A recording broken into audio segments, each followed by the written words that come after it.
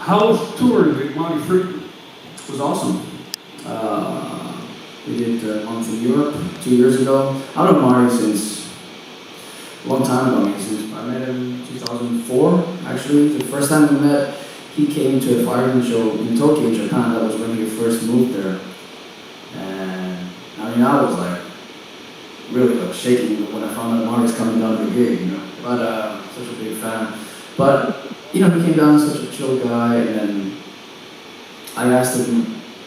I think a few months later, I asked him to play a solo on one of the fireman records that I was working on, and he did. And we kind of stayed in touch after that for me. So 2 years ago, when I was releasing my first solo album, he was putting out his latest album, Inferno. He hit me up and was like, dude, we should do something together. So, yeah, we did this thing called Guitar Universe. That's the name of the tour, and it was a lot of fun. A lot of fun. Do you learn stuff from guys like that? Of course, man. I steal all their licks all the time. Of course. Except it's funny technique, because... No, I cannot do this picking style, but I've definitely learned a lot of stuff from guys like, you know, even most of the guys that are here that both play guitar, you know. Guys like Vinny Moore. I learned my modes from Vinny's instructional video.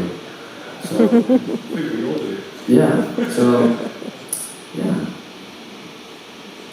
Anybody else?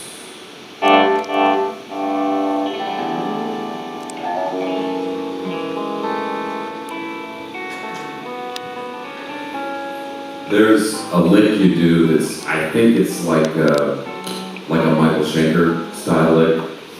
I've heard you do it for like decades or something. I mean, it's like a 3-note thing. I don't know if you know what I'm talking about. I wish I could describe it better, but it's like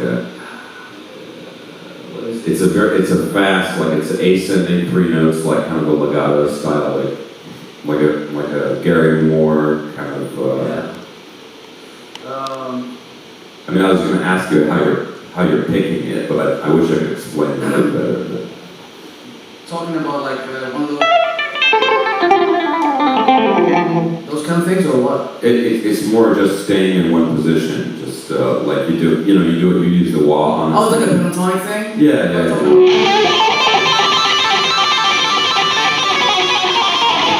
Yeah, how are you picking that? Like, how much of that is hammer on? It's a secret, I can't tell you.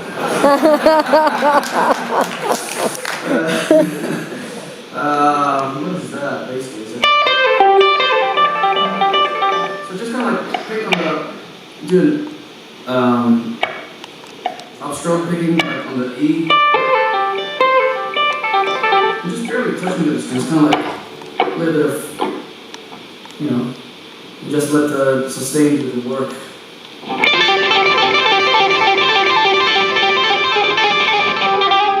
Yeah, very Gary Moore, of course. Yeah.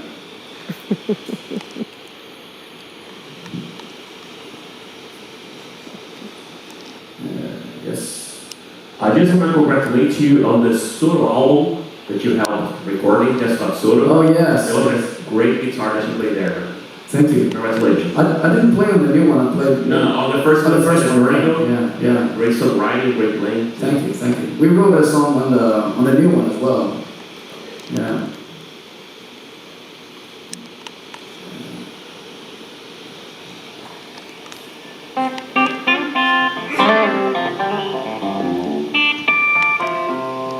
So, I have a question about when you're composing your music. I notice a lot of your music is played over like one chord, and then you take a scale and you play and you move it all over the octaves, and you play that scale how you want that chord to come out. So I was gonna ask, when you're making a song, you pick a key, and then you pick the chords you like, and then you play the scales over them. Is that correct? You're talking about the solo parts of the songs, right? Yeah, the solo parts. Well, it depends. So sometimes it's like a chord progression with different changes, and sometimes it's just, like you say, more like a monotone thing, and then you kind of create the sound with the scales you choose to go with. Yeah, I see. That's my take on it. So, yeah, it can be like if it's just like whatever, so it's just like a one chord kind of thing, whatever, just a riff on E or F sharp or whatever it is, then you can Yeah. play around. Yeah, you can just play pentatonic, or you can play whatever, Dorian, or Yeah. You can throw in all kinds of little ingredients in there, chromatic, diminish, and all that stuff. Yeah. Yeah.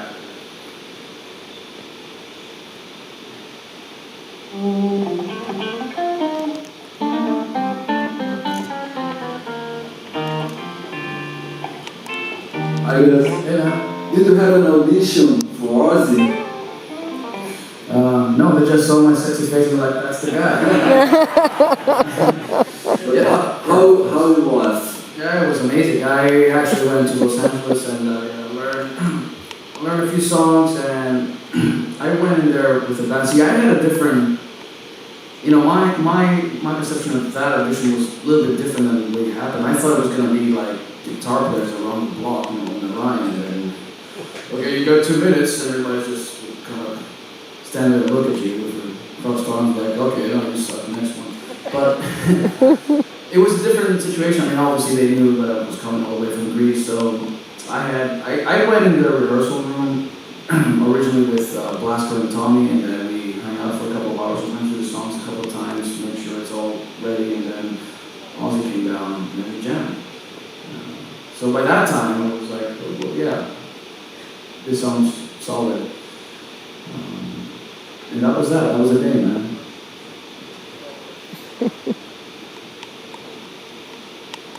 Anybody else?